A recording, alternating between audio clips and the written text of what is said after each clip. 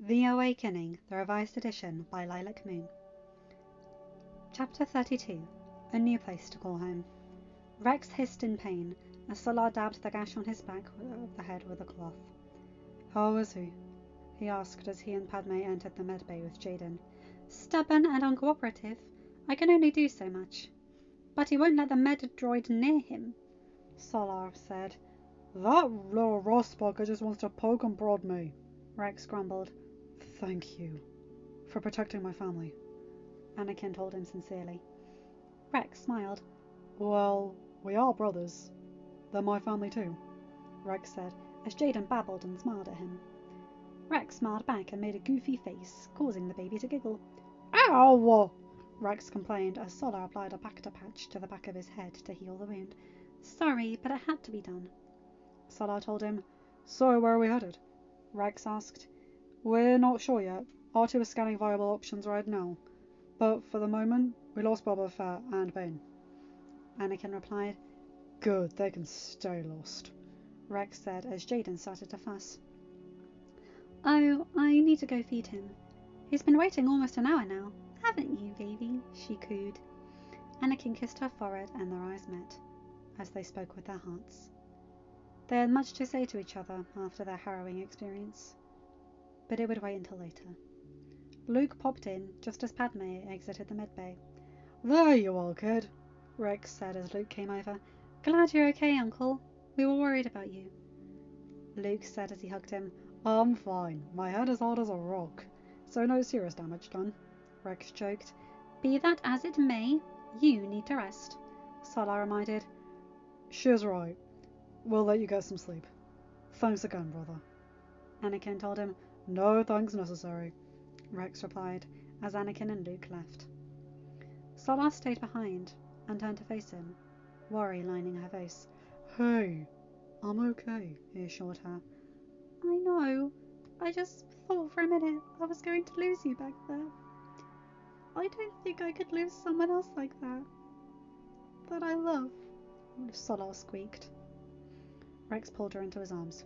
You're not going to lose me, he assured her as he caressed her face with the back of his hand.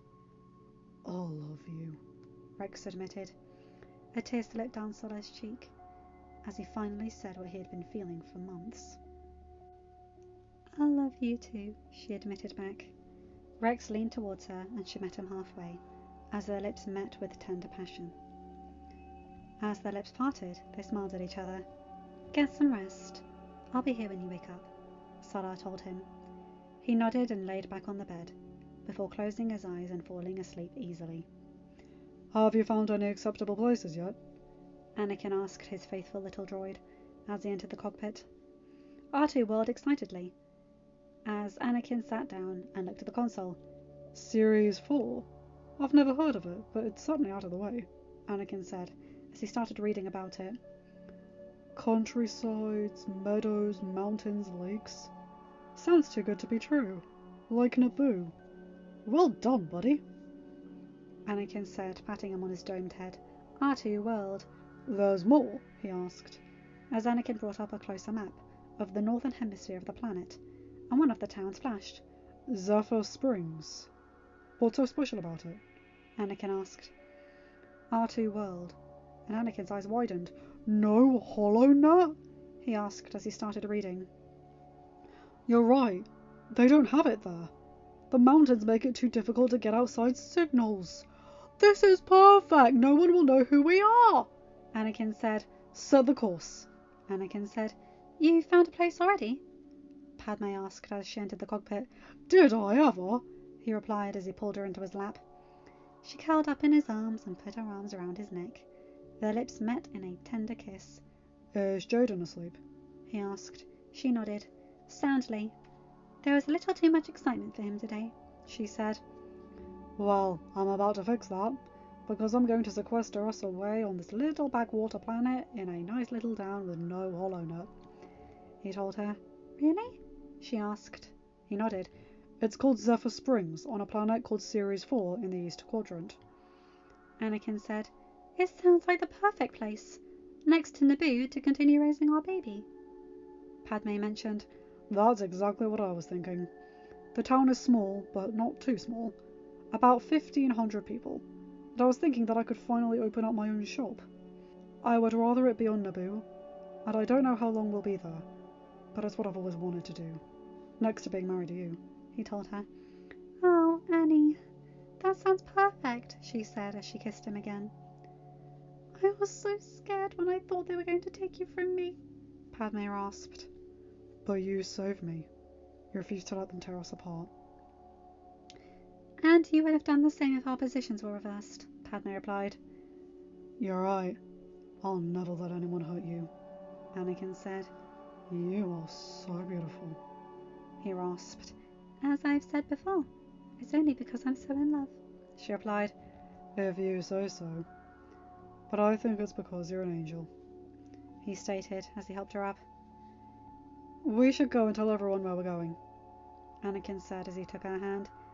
I don't think Han would take kindly to find us making out in the cockpit of his ship, Padme joked. Anakin smirked.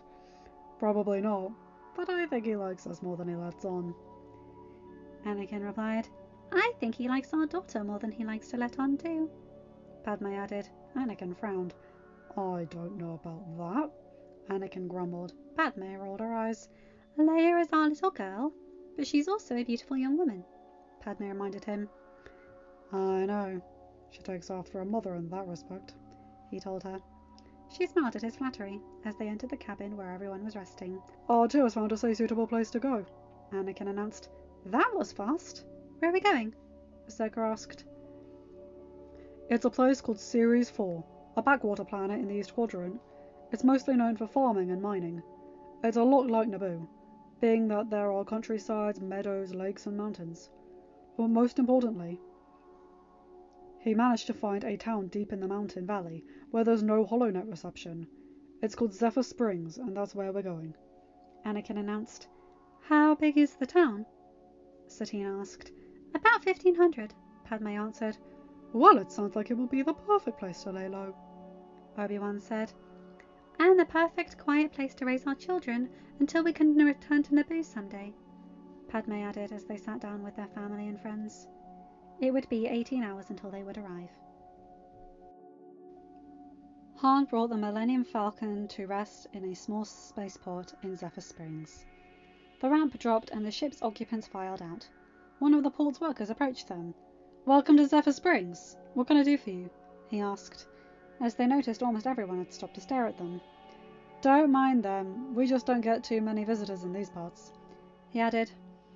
Well, we're looking to relocate somewhere quiet, and we've heard that this little town is a good place for that, Anakin said. Oh, there isn't a more quiet or boring place in the galaxy. A young man, probably the other man's son, chimed in. Boring and quiet is just what we're looking for. How much to dock our ship for a day so we can find a place to live? 50 credits a day, he answered. Anakin paid him 100. Do you know if any homes are for sale or rent? Padme asked. Oh yes, many in fact. I don't know your financial situation, but with a family as large as yours, you may be interested in some of the more majestic homes by the surrounding meadows. They are private, yet still close to town, the man said. That sounds perfect. Is there someone who can show us around? My wife can. She's our town's bank manager, he replied. Perfect. We're also hoping to purchase a spot in town to open a repair shop as well. My husband is a gifted engineer, Padme said. Really? He asked, sounding interested. Are there a lot of repair shops in town? Anakin asked. Actually, no. There have been in the past, but they either moved their business somewhere else, or we've had a few that just aren't as good and overpriced, he said. Well, Anakin's abilities are second to none, and he is fair, Obi-Wan said. That's excellent news. Let me take you over to the bank. My name is Alan Jenkins, and this is my son, Ryan. He introduced. I'm Anakin Skywalker, and this is my wife, Padme. Our sons Luke and Jaden, and our daughters Leia and Ahsoka. Anakin introduced in return, surprising his old Padawan. But she should have guessed that she shouldn't have been too surprised, since Anakin and Padme loved her like a daughter, just as she loved them like parents. This is my mother Jobel and my sister Solar, and our very good friends Rex, Han and Chewbacca. Padme added. I'm Ben Kenobi, and this is my wife Satine and our daughter Annie. Obi-Wan added. It's good to meet you all. Follow me and we'll introduce you to our humble little town, Alan said. Leia picked up her travel case and Ryan was immediately at her side. Here, let me take that for you, he said. Leia smiled at him and he smiled back. Thank you, she said. Han glared at him as he quietly followed behind them. As they strolled through the town streets, they drew all kinds of attention. But they were enjoying what they were seeing to see so far. It had a small town feel, though the vibes they were receiving were curious and apprehensive. It was easy to sense that they were more friendly. They arrived in a small office building, and Alan opened the door. Ryan, why don't you take everyone over to Lillian's cafe to rest? He said, looking at them all.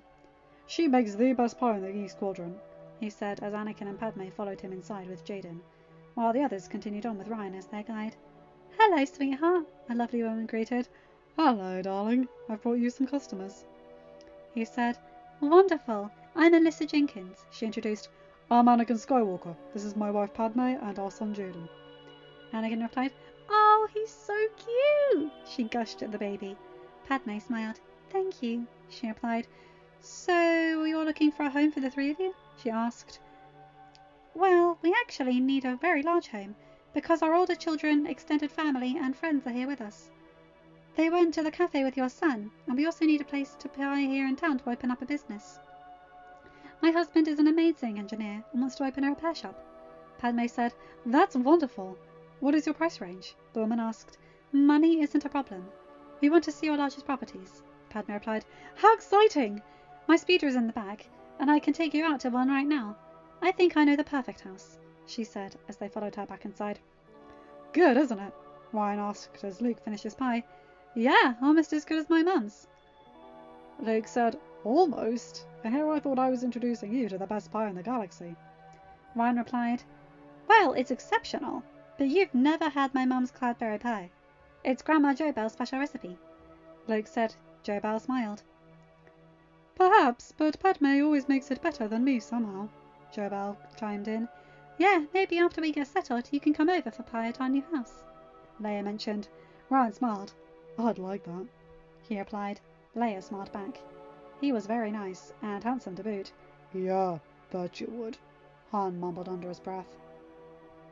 Luke was the only one that caught it, and he decided to mention it later to him, when he caught him alone. He suspected that Han possibly liked his twin sister. He shook his head and rejoined the conversation. Well, here it is, Alyssa said as they stood in front of the large, spacious home. It was very beautiful, with an entire meadow as their backyard.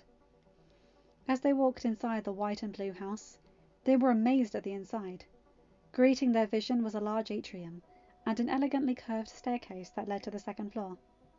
There are 13 bedrooms, 2 of which are master beds and baths, 1 on each floor, 4 other bathrooms, a spacious kitchen, living room, den and dining room. Out the back there is a very large garage, and an ideal place for a lovely garden to grow, she asked. A garage? Anakin asked, and Padme smiled. Sure, I'll show it to you. I'm envious of it myself, Alan said as he led Anakin out the back. When you said your husband was an engineer, I suspected he would take a liking to a large garage, Alyssa mentioned. Oh yes, he loves fixing things, and he's very gifted at it. The home is absolutely lovely too, and perfect for our needs. Padme replied as Jaden babbled. He is just darling, she said with a sigh. Sometimes I miss having a baby around, Alyssa said. Believe me, I know what you mean, Padme replied. Forgive me if I'm prying, Padme, but it's very hard not to notice how young you and your husband look, being that you have grown children, Alyssa said. Padme nodded.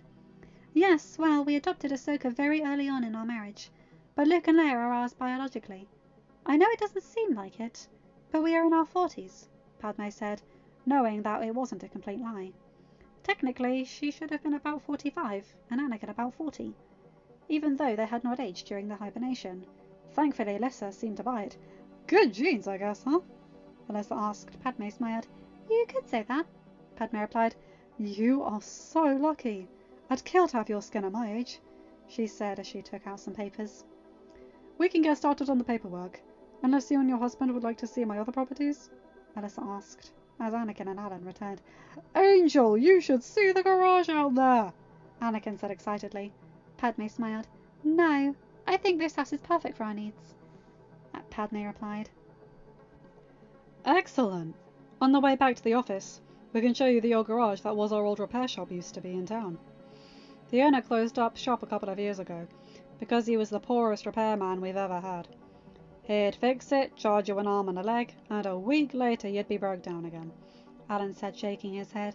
Yes, everyone had to take their repairs to the next town, which is just as pricey, Alyssa mentioned as they got back into their speeder. Well, those days are over. If it can be fixed, Anakin can fix it, Padme boasted. Angel? Anakin said shyly. Well, it's true. You have a gift when it comes to fixing things, and I've always been proud of you for it, Padme replied.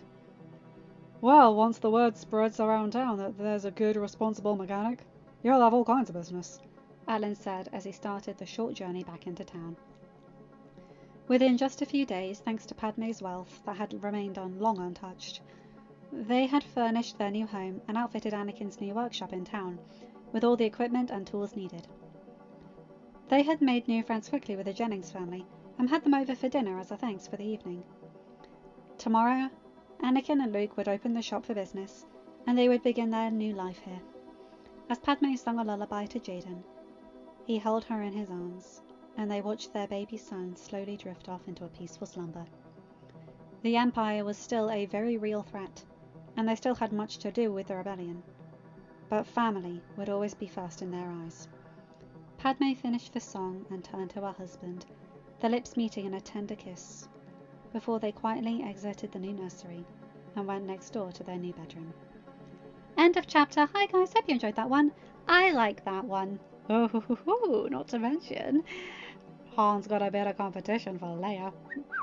But I just like that they're finding somewhere to live where they can be them, you know? The whole fake identity things is fun for a story, but, you know, sounds like a nightmare in real life. But anyway, you guys know the drill. Like, comment and subscribe and hit that bell to be notified whenever I upload a new video. Have a good day, night, or whatever time zone you're in. Bye my guys, gals and non-binary pals. I'll see you in another video. Take care.